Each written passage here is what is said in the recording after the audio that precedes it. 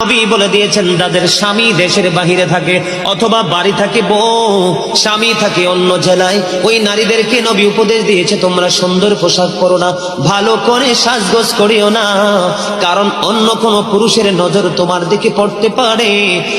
বন্ধু, নারীদের যত সাজগোজ যত সৌন্দর্য সবকিছু স্বামীর জন্য, অন্য কোন পুরুষকে দেখাতে পারবে না।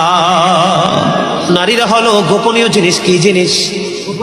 গোপনীয় জিনিস। তারা থাকবে পর্দার ভিতরে, ঘর থেকে বের হলেও পর্দা নিয়ে বের হবে।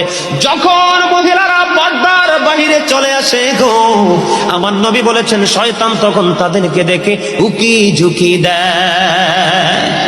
মহিলারা যখন বন্ধু পর্দার বাইরে যায় দর্শনের শিকার হয়। কথা বলে না? আজকে পৃথিবীর ইতিহাসে তথা বাংলাদেশের ইতিহাসে দেখেন, একটা ইতিহাস দেখাতে পারবেন না একটা পর্দাশীল নারীর জীবনে কোনো কলঙ্ক